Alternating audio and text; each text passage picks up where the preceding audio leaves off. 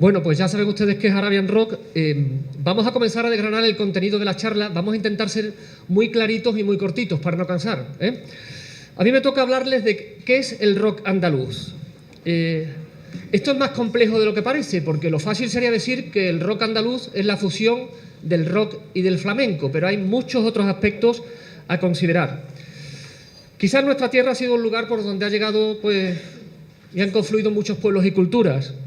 Por nuestra posición geográfica, quizás, pues sin quererlo, está sido un cruce de caminos, y por aquí han pasado pues fenicios, griegos, cartagineses, romanos, moros, franceses, castellanos y hasta los americanos. Muchos dicen que con los americanos llegó el rock andaluz, pero no es exactamente así. Con los yanquis llegó el rock y llegó el blues, pero el resto lo hicimos nosotros. Se habla del hecho de que influyó mucho las emisoras que había en las bases de Rota y Morón, empezaban a poner rock y aquello pues tuvo cierta repercusión en nuestra tierra, ¿no? Pero imagínense ustedes si los fenicios o los romanos hubieran tenido emisoras de radio, la música sería totalmente distinta. Es decir, que matices de rock sí, pero también muchas otras cosas más. Lo que se hizo y se está haciendo en el rock andaluz es una especie de coctelera. Es decir, aquí cabe absolutamente de todo y se mezclan ritmos, melodías, timbres.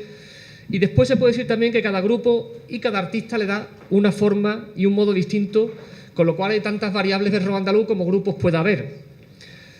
¿Es el rock andaluz solamente el hecho en Andalucía o también se considera rock andaluz el que hacen otros grupos que no son de nuestra tierra? Yo más bien me inclino por lo segundo, y además hay muchos casos de grupos que no son andaluces y que sí hacen rock andaluz y además con mucho éxito. Pongo algunos ejemplos. El grupo Vega de Extremadura, el grupo Taifa de Palma de Mallorca, Montoro de Barcelona, Azahar, Madrid, Amadablan de Badajoz, Guadalquivir, por ejemplo, que por eso el nombre estaba muy identificado con Sevilla, pero tenían su sede en Madrid. Y hasta hay rock andaluz en el extranjero. Voy a poner dos ejemplos. Este grupo se llama como la mujer española, Carmen, ¿no? Bueno, pues este grupo es británico y hace rock andaluz. Además, muy curioso y muy gracioso, porque mezclan el inglés con el español y entonces suena una mezclilla ahí muy curiosa. Este es el primer disco. Muy antiguo también. Muy antiguo. Esto puede ser años 70... Puede que sea antes que más. 74, año 74. Su primer disco se llamaba Fandangos in Space, Fandangos en el espacio. Es curioso, ¿eh? Otro ejemplo, un grupo mexicano que hace rock progresivo, pero que se vienen a Jerez de la Frontera, graban un disco en un estudio donde se graba flamenco habitualmente y graban este disco, Cast. Son mexicanos, vienen, les gusta el flamenco, el aire de aquí, y sacan este disco que se llama Albandaluz, como al andaluz, pero lo cambian un poco a Albandaluz. Suena rock andaluz. Y hay muchos casos más, Granada, Toti Soler, Azabache, por tanto el rock andaluz también se hace fuera de Andalucía. Y hay un guitarrista, por cierto, esta noche aquí con nosotros, que es de Las Vegas y está enamorado de la música de nuestra tierra.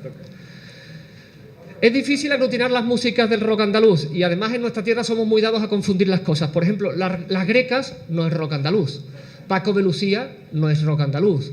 Incluso lo que está haciendo ahora el Barrio suena un poco, pero eso no es rock andaluz.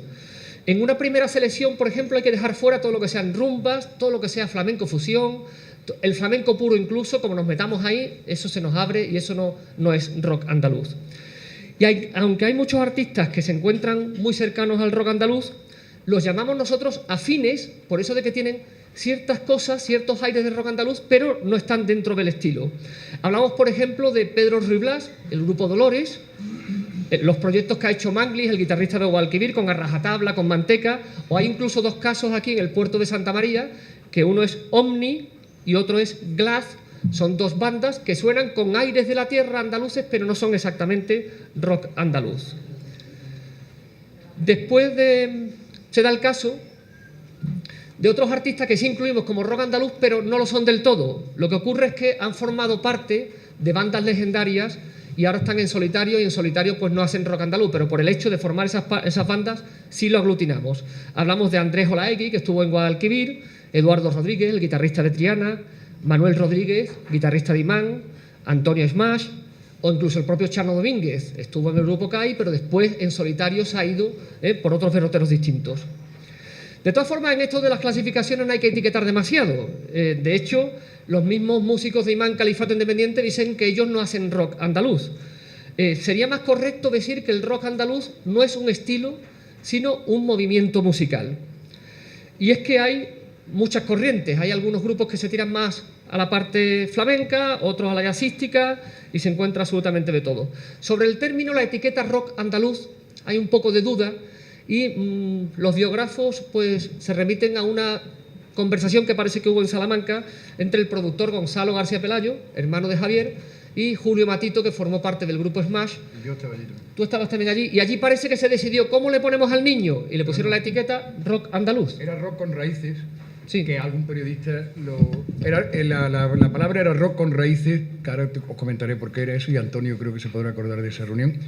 Y lo que sí es que algún periodista lo llamó de pronto rock andaluz porque era más fácil de decir eso así. Con lo cual creo que fue una etiqueta más comercial, pero que también a la larga nos hizo un poco de daño. Porque efectivamente no hay por qué identificarse con una sola tierra, sino con las raíces de nuestra cultura. Y por eso decías tú que Granada o Azahar podían hacerlo, aunque no fueran andaluces. Claro. Porque se trata de identificarse con las raíces de la cultura, no con la geografía, que también es magnífica, por cierto, pero que podría ser excluyente para los demás y no tiene por qué ser. O sea, nosotros le llamamos siempre rock con raíces. Lo que hacía Smash se le llamó rock con raíces. Y ya a Triana hubo alguien ya que empezó a llamarle rock andaluz.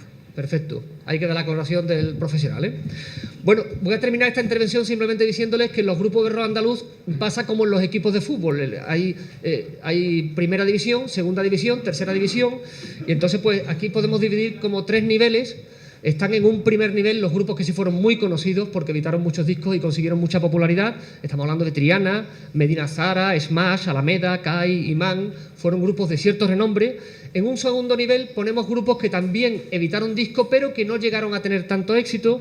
Granada, Azahar, Tabletón, Cuarto Menguante, Vega, una serie de Storm, Fragua, había muchas bandas. Y si nos vamos a un tercer nivel, pues nos encontramos con grupos que no llegaron a editar nada o casi nada, y que tuvieron la mala suerte pues de en aquel tiempo pues quedarse un poquito atrás, ¿no? Estamos hablando, por ejemplo, de Bola, Mantra, la banda de los hermanos Cruz, Expresión, Chorus, Piedras, Drago en Cádiz, Marea Alta también, que estaban aquí en la bahía de Cádiz. De todas formas, el dividir estos 3 niveles no significa que sean muy buenos los del primer nivel y muy malos los del último, sino que fue cuestión de oportunidades o de no tener medios en ese momento para salir. Pero igualmente en ese tercer nivel había grupos buenísimos haciendo música en nuestra tierra. Termino, le voy a dar la palabra a Javier, que ha apuntado un poquito lo del término rock andaluz, para que nos cuente también sus vivencias con respecto a esta música. Puedo mirar para adelante luego. Así puedo mirar para adelante si no tengo que mirar para acá. Y no veo además. Bueno, buenas tardes, gracias por venir. Estoy emocionado que 30 y tantos, 40 años después todavía haya este interés y esta cosa por cosas que hicieron estos músicos y que los demás estuvimos trabajando con ellos. Decía él del origen del rock andaluz. Y quería yo un poco matizar eso porque en el origen, quiero decir, el origen siempre es la fusión de las músicas, ¿no? Hubo ya un disco que supongo que veo que tienes tú aquí notas que lo vas a hablar, hubo un disco de Savica y Joe Beck, no Jeff Beck, Joe Beck, hubo Miles Davis, también hizo algo de eso y tal. Pero yo creo que hubo un día una reunión que fue fundamental. Y creo que Antonio, a ver si tú te acuerdas de esta reunión que creo que fue muy importante en la casa de Gonzalo, arriba del Club Don Gonzalo, cuando de pronto un día, que además a ti y a mí no nos gustó esa reunión, nosotros no estuvimos de acuerdo en ese momento. Lo más seguro es que no me acuerdo. Pues sí, te tienes que acordar porque te cambió la vida.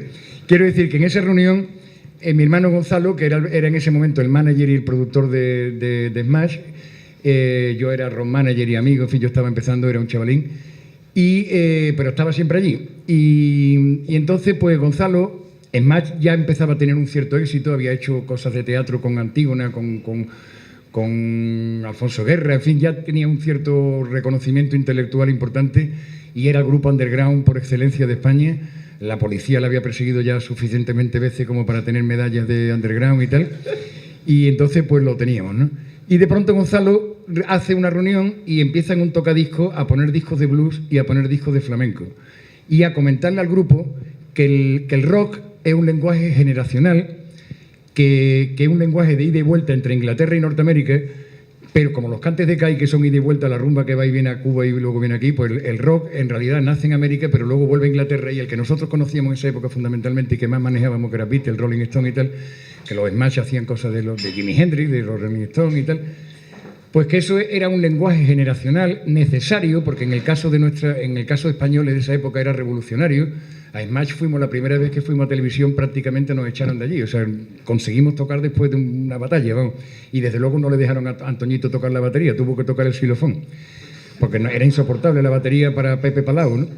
Total, que el lenguaje generacional había que mantenerlo porque bueno, era revolucionario, era el lenguaje de nuestra generación y había que mantenerlo. Pero Gonzalo observó que por ser generacional y al no ser de nuestras raíces, llegado una edad no podrían seguir tocándolo.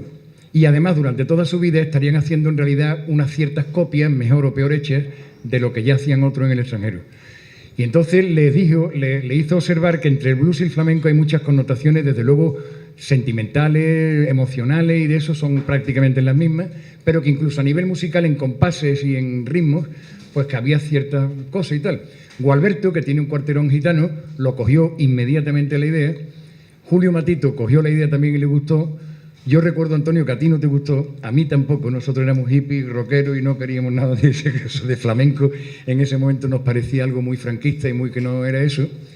Pero Gonzalo insistió de una forma brutal, Gualberto le pareció, y entonces se empezó a trabajar en ese camino y Smash empezó a ir en ese camino. Se habló de Manuel Molina, se habló de tal, no sé qué, no sé cuánto, y luego no me acuerdo yo el por qué. Mi hermano Gonzalo y ellos se separaron, no siguieron juntos, aunque siguen siendo muy amigos y no ha habido ningún problema personal, pero no siguieron su carrera juntos, y el disco ese lo produjo Ricardo Pachón con Oriol Regás en Barcelona, y se produjo un disco probablemente diferente al que hubiéramos producido nosotros. Disco que tuvo bastante éxito, pero que también supuso el final de Smash. Para mí, el origen del rock andaluz ese, y la gran diferencia del rock andaluz con lo que hizo Sabicas, o incluso con lo que está haciendo mi amigo Argy ahora en Las Vegas, o con lo que están haciendo el Grupo Carmen, o todas estas cosas, ese aspecto, el aspecto de salvaguardia generacional. Es decir, Gonzalo lo puso ya como ejemplo en aquella época, Miguel Río no podrá seguir toda su vida haciendo rock. La verdad es que Miguel, como es un gran músico y un gran profesional, ha seguido mucho tiempo. Pero veréis que muchos de los chavales que hacían rock, yo he sido manager de Burning, he sido manager de Mermelada, de muchos grupos de rock, que llega un momento que con la edad le es difícil, porque ya el lenguaje generacional, la gente de su edad ya se han olvidado del rock y los de ahora ya no lo hacen. O sea que en cuanto se pierde la conexión generacional, el rock ya no te vale como comunicación. Le tienes que meter unas raíces culturales que sean propias, y entonces, por ejemplo, pues Pepe Roca podrá estar cantando lo que canta durante toda su vida. Y mientras más años tengan, más sabor y más solera tendrá, ¿entiendes? Mientras que si estuviera haciendo todavía las cosas de Jimi Hendrix o las cosas de tal, pues ya hace mucho tiempo que la gente hubiera desconectado de él. Esa era la teoría, y creo que esa teoría funcionó, y que a partir de ahí entró el rock andaluz. Y por eso esas cosas que vosotros notáis que no son rock andaluz, es que no entran en ese detalle, no entran en el lenguaje revolucionario del rock con el lenguaje de las raíces culturales, sino que se pierden un poco en preciosismo y en otro tipo de cosas, y entonces le falta el carácter revolucionario que tuvo. Yo he visto a chavales de andaluces llorar emocionados con Triana, con Alameda, con Medina Zahara, con CAI, con Imán, ahora últimamente con Zaguán, que también lo saqué yo, y tal, pero llorando totalmente porque son chavales de la Sierra de Cádiz o de la Sierra de Andújar o de por ahí, que por fin se sienten identificados, que ellos no se pueden sentir identificados con Mick Jagger de los Rolling Stones. Les puede gustar mucho, pero no se pueden identificar. Pero con Pepe Roca sí, ¿entiendes? Y con Manuel de Medina Zahara también, ¿no? Y entonces lo he visto realmente sentirse emocionado e identificado y decir, coño, por fin tengo a alguien que me represente y que me... Ahora que está tan de moda que los políticos no nos representan, pues los músicos sí nos representan, cojones. Señores, he dicho.